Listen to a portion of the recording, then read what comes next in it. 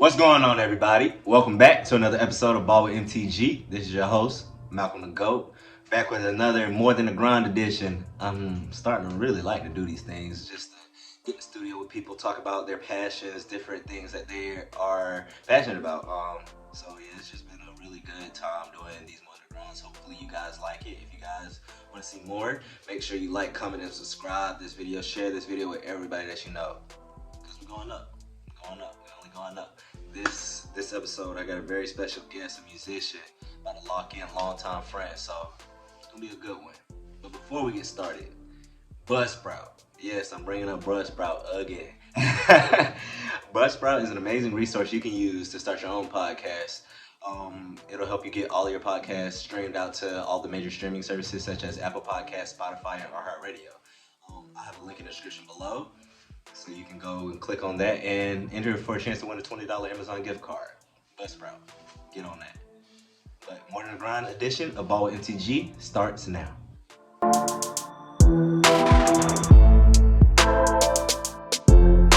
What's going on, everybody? Welcome back to More Than a Grind edition. Yes, sir. We're in the stew with Mr. Deiondre. What's going on, brother? Nothing much. What's going on with you? Pretty good. Now, whatchamacallit? Now, tell me what you've been up to. What you been on?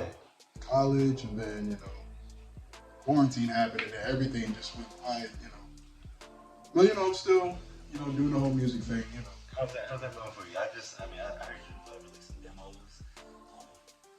How's that going for you? It's just, at this point, it's just like, I need to, whatever I make, finish it, send it out, and then, not like professionally, but like on SoundCloud or whatever. Just get it out there and then come back to it at some point. Because what I like to do, I have a tendency of starting things and never finishing it. It's like, I'm just doing this now. I feel you. It's life, that happens. Whatchamacallit? Let me take it back all the way to the beginning. Okay. Where did your passion for music come from? I'd say it started in elementary school. I was in this steel drum band, like the.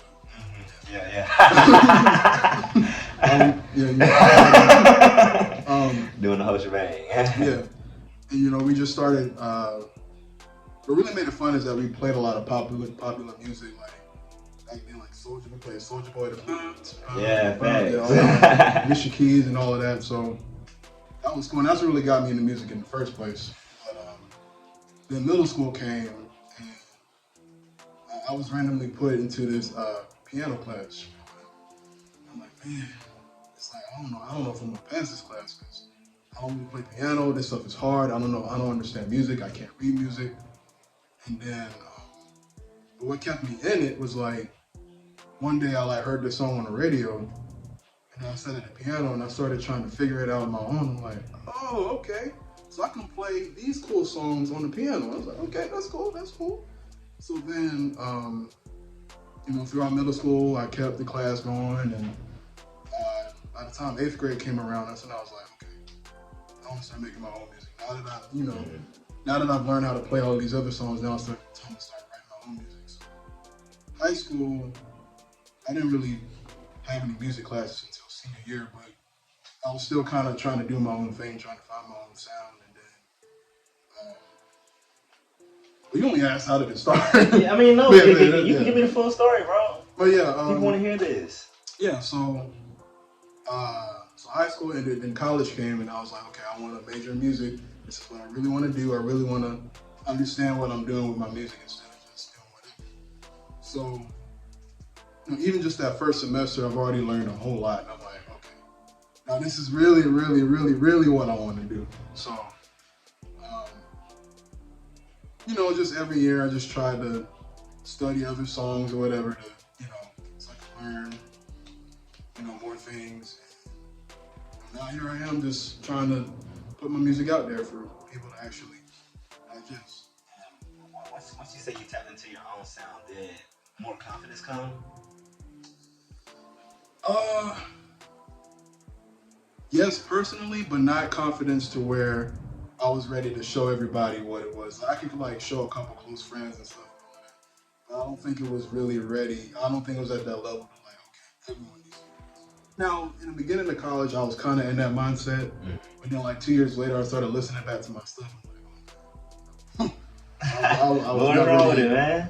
I mean, it just like it was cool, but it's like this is not what I'm gonna hear on the radio right now. Like people aren't gonna listen to this on the radio. So I was like, I need to come back, go back to the drawing board, and like just like figuring out how to get that right sound while still being me at the same time.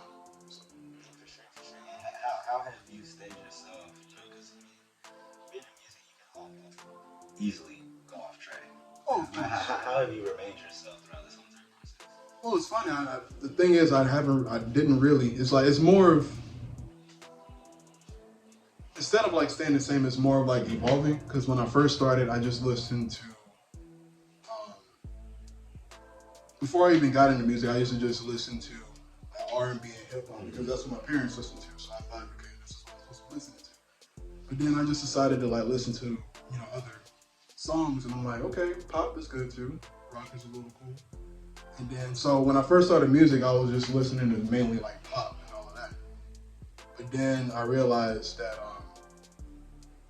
in order to stay with the times, you got to mix it up a little bit. Yeah, now, in pop, every year something's always different, because now pop is starting to become more of a big fusion between R&B, rap, and hip hop, and it's all starting to fuse together. So I think over time, I've just more so, just evolved. And I don't know, I feel like it's getting to the point now where if you want to stay true to yourself, which is always a good thing sometimes, but I feel like at that point you become predictable. Where it's like, okay, yeah, this sounds like something you would do, and stuff like that. So I'm trying to work on stepping outside my comfort zones. Trying to become a little bit more versatile. Yeah. Okay. Yeah, for sure. Well, that's a good thing. I mean, because versatility and staying true, versatility it's about versatility and staying true to yourself. Yeah. And it's hard to like find that great. No, I completely agree with you. I mean, I stepped into the music game, not nowhere near your level. But if you want to give the audience just a general idea of what kind of music you make. See, that's the funny thing. It's like when people ask me that, it's like it's always the easiest answer is just pop music. But then it's like at the same time, it's like I can say pop, but then at the same time, it's like, well, that kind of sounds like hip hop, or that kind of sounds like R&B, and it's like, I don't know. I mean, it's just pretty much just like whatever I'm feeling in the moment, that's what it's going to be. I mean, I don't like putting an actual name on what type of music it is. I completely agree with you. I don't like to put genre on my type of music either, even though I do mostly hip hop. I just don't like attaching that to it. You don't want to put a label on it. I don't want to label it because eventually I want to do much more than that, Yeah, exactly. But no, so you have a little bit of something for everybody. I would like to think so, but at the same time, I don't know, because I haven't really like put things out there yet for people to digest. But my plan is to make something that like, someone 57 could listen to, or someone that's still in elementary school could listen to, just to have that wide. You need that. I mean, especially you want to appeal to as much as you can. Of course. Yeah, so I really respect that. I really commend your grind. I mean, especially throughout the years. But has there been any point in where you wanted to quit? Oh, all the time. In college? I'm telling you. Like, hey, college. I'm telling you, man, almost every week there was always something that made me be like, man, this is just too much. I can't do this. A professor telling me, well, you obviously don't know how to do this. You're doing this wrong. But not telling me how to fix it. It's like, man. Because in college, I was studying jazz a little bit. And which I respect jazz, I mean, I'm not like a big fan of it, but I respect it for what it is. But it was just very frustrating because it's like, they would tell you what you're doing wrong, but not how to fix it. So I'm like, right. So I had to kind of pluck it out on my own. But it was a question because I was getting to something. Have you ever wanted to quit? Oh yeah. Because then it's like, I'm trying to write songs, and they're just like, no, this ain't it, man. Writing songs is hard, man. Is this something I really want to do? And yeah, like I said, every week I have to ask myself, this something you really want to do, Deiondre? Are you really, willing to put in the work and effort, despite, being burnt out all the time? Is this something you really want to do for the rest of your life? And, I left college saying like, hell yeah, that's exactly what I want to do. I respect that. I mean, original college, it's always especially not starting out.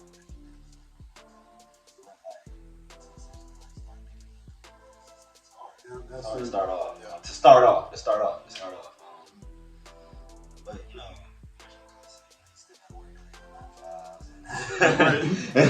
until you can build up some money off this, but oh yeah, it's definitely. What has been the most significant part of your journey so far? Like, what stands out to you the most? What made you say, yeah, this is for me?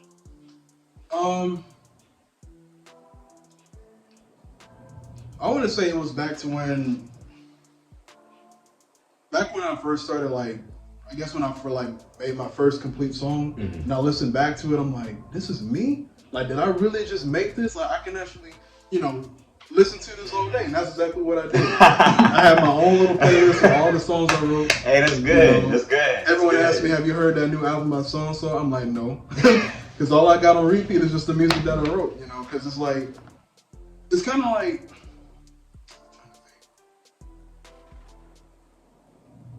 say if you're like a director, right? You made a movie, and like you're a big movie fan. You like, you watch all these movies, and you're a movie connoisseur and all of that, and then you finally make your own movie.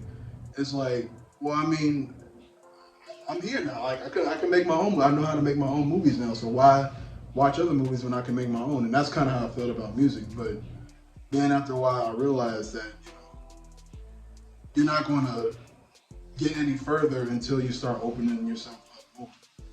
So let's dive into some movies, bro. Cool. Let's dive into some movies. I love some movies. Marvel. Just tell me a little bit about what lies ahead for their future. I mean, know what happened in Endgame and. Yeah, I mean, it's crazy. It's funny, like the first movie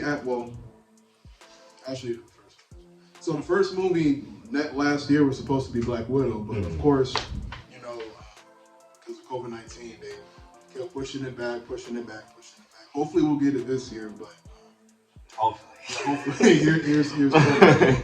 But I mean, they got a lot of stuff coming up. They got, of course, Black Widow. They got Spider-Man 3 coming.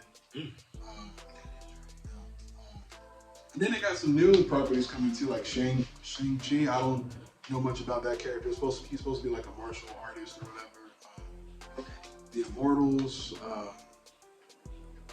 think that's all that's coming out this year, but like they got a lot of stuff coming. They got Fantastic Four coming. Especially since this quarantine and pushed back. I mean, I think it may have given Marvel a little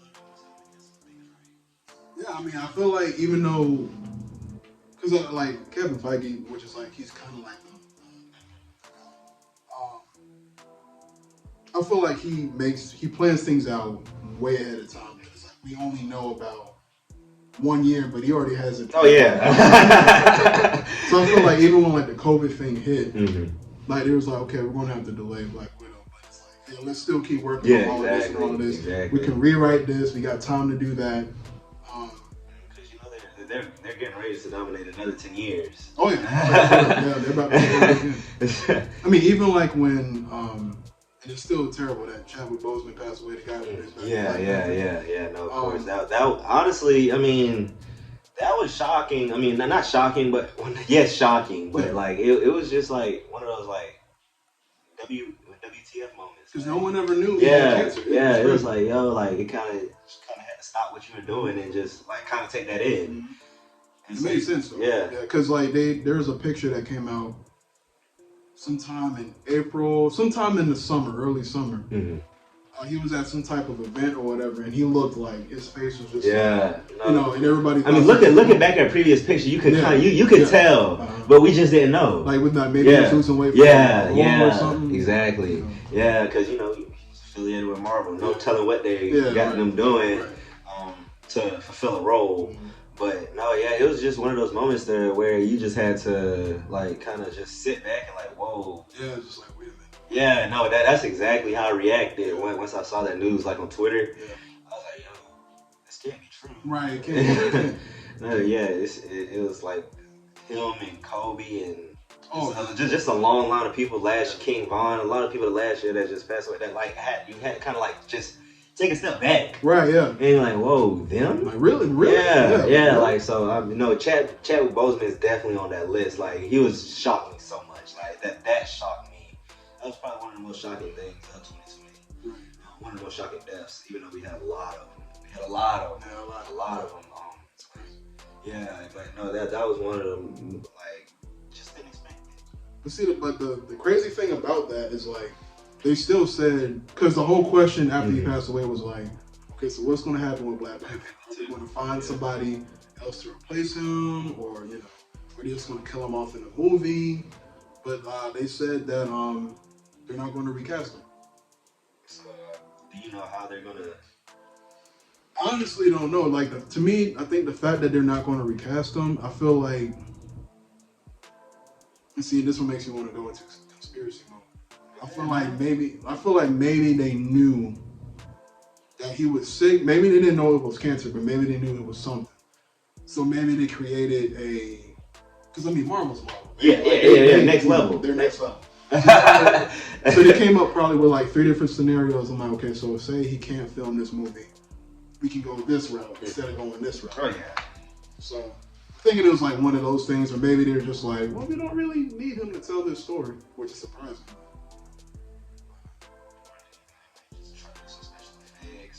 I mean, I feel like not recasting him is a mistake. Yeah. Because Black Panther definitely has a opportunity to become like.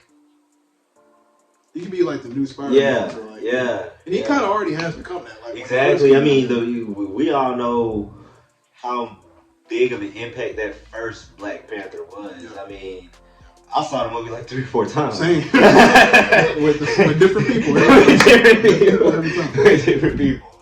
But no, yeah, it was a premiere. It was really one of those premieres that you had to be there. It was an event. It was a whole movie, literally. And so no, yeah, I was really feeling it. It was a whole vibe. I miss that time.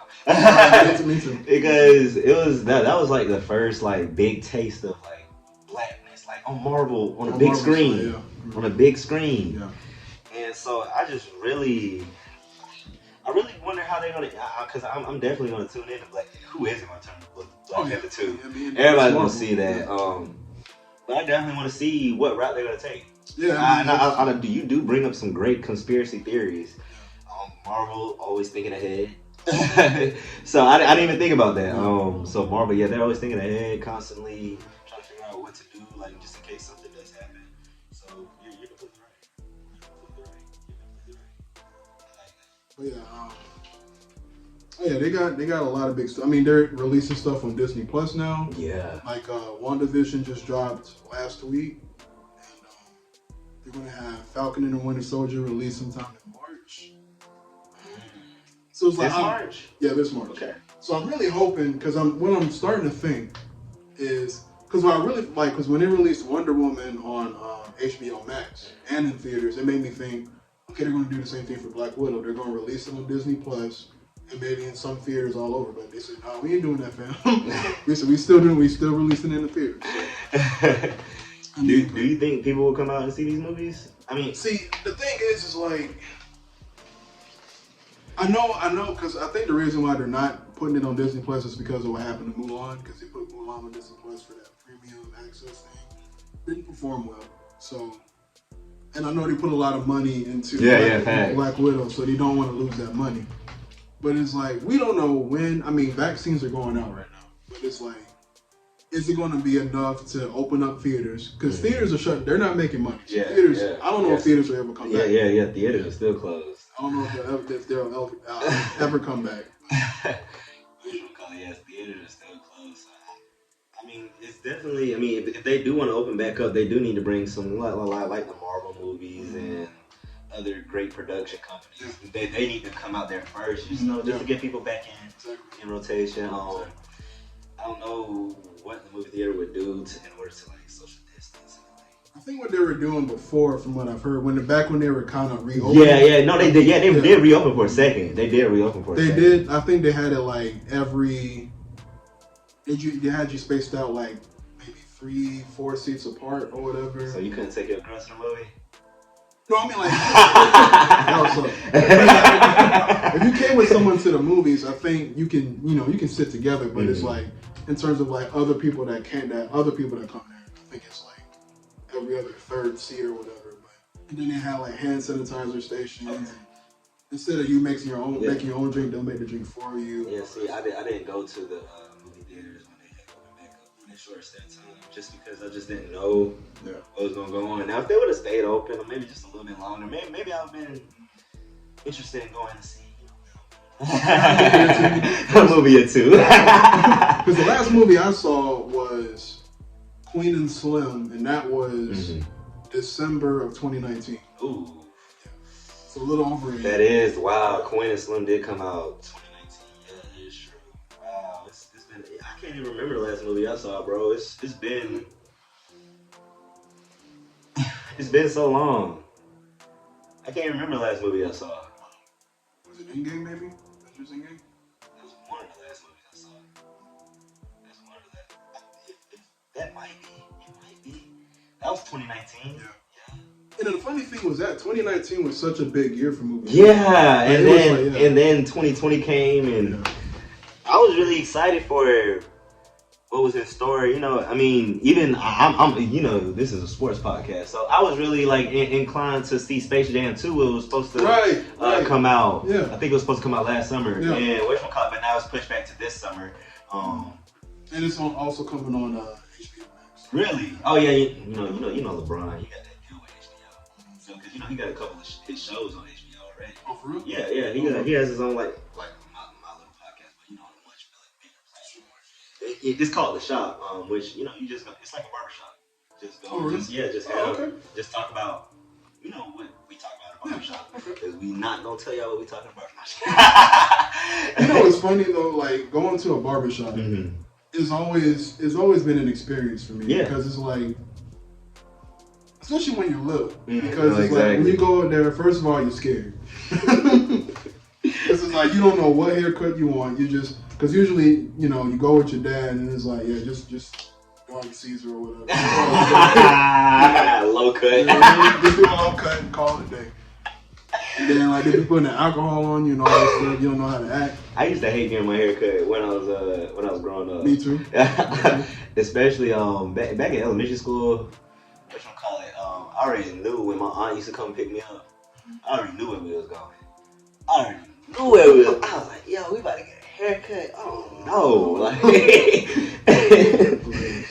because you had to stay still. They be telling you to stay still. I am. Yeah, I'm staying still, bro. Like, what do you mean?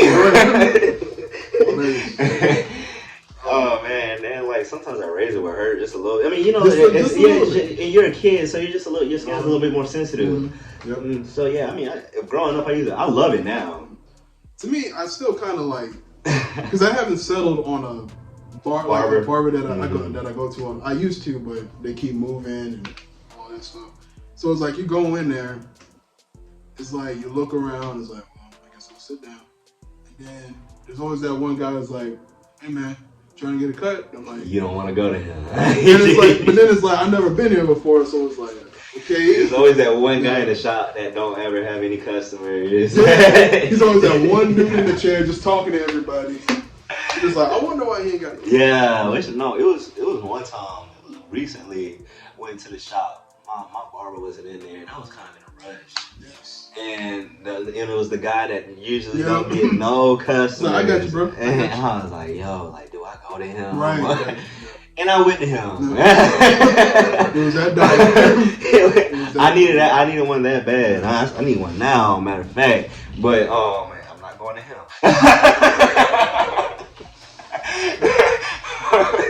The funny thing is like they're sitting there cutting your hair, Mm-hmm. and it's like there's always that one moment where he turns you to the mirror and you look at it, and it's like, oh shit. I'm sorry, can you cuss on me? Yeah. So like, and then like the funny thing is like he's still talking to everybody, like he's you know he's doing this shit, like he's getting all. And then he puts that mirror up in front of you. You're looking like it's not like how I used to be. like you trying to keep a straight face. You're like, it's all right, bro. Like you did good, bro. But in your mind, you like should have just waited for bro. Should have just waited for my old regular barber. Should have just waited for these other barbers to finish up with their clients. That's why like my rule is like you always never rely on the first day after your cut. You got to give it like at least a week. Yeah. For like, you know, because like as soon as you take a shower and you wash your hair and stuff, you look in the mirror, it's like, what the hell? Yeah. You missed this part, you missed this part. So it's always been an experience. I feel you, bro. Like I love going to the barbershop, but those running into the wrong barbers. That's why you gotta stick to somebody that you know, or once you find that barber, stick to him. Yeah, like the more consistent you are, the better they get. Yeah, they learn. I mean, especially, I'm gonna talk about myself. I got a big head, so the barbers that I run into, they gonna have to know how to talk to me nice. Cause I don't want nobody. I already got a big head, so I don't want nobody to mess me up. And the thing is like it's crazy because when you're at the barbershop, it looks right. Yeah, it looks right, but then you go home and it's like. Side is bigger than this side. You notice the small differences and everything. So I really the barbershop it's lit, but just don't go to the wrong one. But the thing is, you don't know until you get out the chair and look at that mirror. Exactly. Bro, this has been a great conversation, man. Genuinely, I've enjoyed it. I mean, I can say that off the camera. But no, genuinely, I enjoyed it, bro. I mean, we had some good conversation. We talked about your craft, talked about some movies, and then we ended up talking about the shop. That wasn't even playing, but it was a beautiful conversation. I just had some stuff I wanted to say. That's what this platform is for, bro. I mean, big in the sports right now. I mean, I like doing these more than the grind editions, honestly, a little bit more than doing these sport podcasts. I don't know. I like giving people the opportunity to tell their story. Yeah, I feel that. And just, I mean, not necessarily story, like just get some of their opinions on their chest. How you feel about certain things. Just shooting the shit. Exactly. So, man, we're going to have to get you back on another episode. Sure. Really appreciate what you're doing out here. Keep grinding in the music industry, bro. Same to you, man. You have a spot in this. You have a spot. Appreciate it. You have a spot. It's definitely a spot for you. Yeah, guys. Morning the Grind. You can follow. I'll have all of his social medias in the description below, so you guys can go and get it. That it'll be on the screen as well. Just put that right there on my phone. Yeah. But no, that's it for Morning the Grind edition of Ball with MTG. We are out. Peace.